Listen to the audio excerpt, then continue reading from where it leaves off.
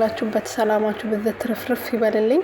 ለኔ ቤት አዲስ የሆናችሁ ሰብስክራይብ፣ ሼር፣ ላይክ እያደረጋችሁ ቤተሰብ እንድትሆኑ በትህትና ጠይቃችኋለሁ። የኔ ውድ ቤተሰቦች ምሳሌ ክፍል 51 ትናንት ተለቋል። ክፍል 51 ላይ እንግዲህ ማነው ማሌትና የዝና እንግዲህ ዳጣዬን እያሰቃዩት ነው። ዳጣን እንግዲህ ከሉላ ያለችበትን ተናገሪ ብሎ ቢጠይቋትም እሷ ልትናገር ፍቃደኛ አይደለችም ማለት ነው። ምክንያቱም ከአቶ ሞገስ ጋርና ከብሩክ ጋር ብዙ ነገር ተነጋግሮ ነው እንግዲህ ሉላን ያሳገቷት ወይም ደግሞ ያዟት ማለት ነው። ቅድስትን ለማስፈታትና ንብረቱን ወደ ራሱ ለመመለስ ነበር ብሩክ እንደዛ ያደረጉት ተመካክሮ።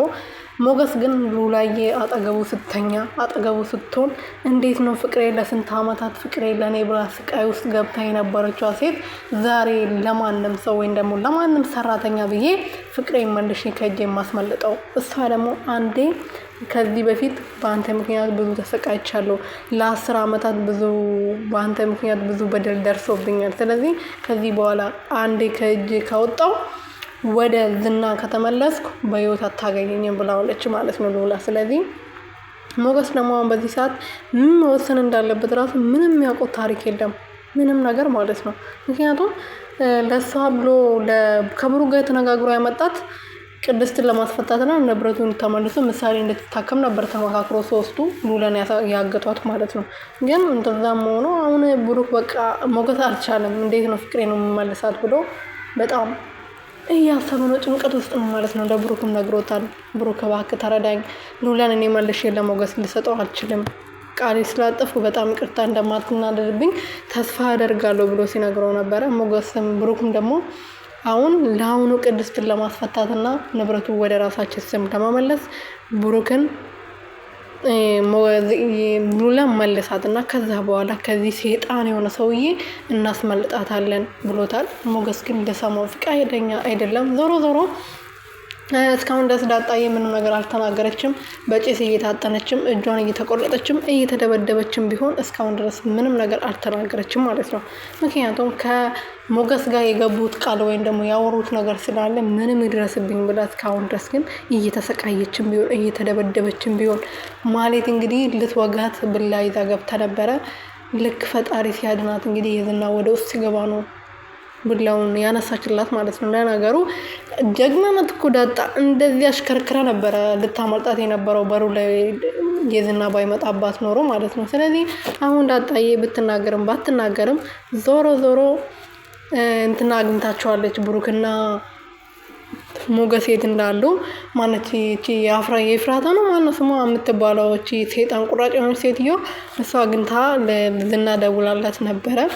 የዝና ደግሞ ተከታታያቸው፣ ቀስ ብለሽ ተከታታያቸው እኔ እመጣለሁ ብሏት ነበረ።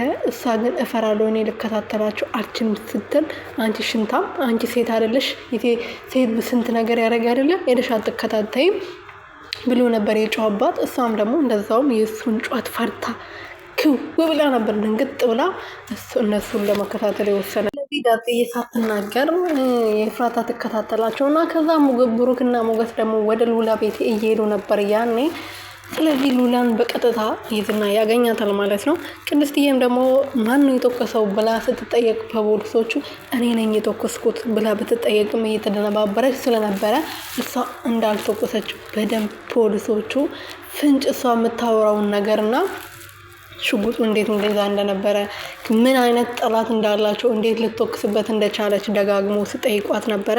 እንደዛም ሆኖ ግን ቅድስትዬ እኔ ነኝ የተወከስኩት ብላ ብትናገርም ፖሊሶቹ በመጨረሻም እውነቱን ደርሶበት ቅድስትን ከእስር ቤት አስለቅቀዋል ማለት ነው። ቅድስት ዞሮ ዞሮ እሷ ብታነሳም ቅድስት ተለቃለች ማለት ነው። ስለዚህ ፖሊሶቹ ያሉበት ደግሞ ይሄ ወንጀል ሌላ ሰው ነው የሰራው፣ እቺ ለምን እንደዚህ አርጋኛለች ብላ እንደተናገረች ማጣራት አለብን ብሎ ለአለቃው ሲናገር ነበር። ስለዚህ ዞሮ ዞሮ አሁን ማነው ብሩክ እንደተኮሰባት ይታወቃል ማለት ነው። ቅድስትዬም ደግሞ ከእስር ቤት ተለቃለች። ይሄን ነገር ግን የዝና እና ሞገስ እና ብሩክ ምንም ያውቁት ታሪክ የለም።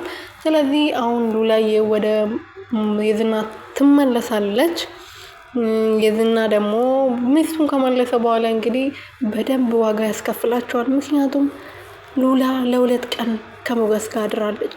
እሷ ያደረችበትን ቀን እንድትረግሙና እንድትጠሏት ነው ማረጋችሁ ብሎ ስለፎከረ እውነት ነው ደግሞ ያደርገዋል። ይሄ ጥርጥር የለውም አይደለ እንዴ?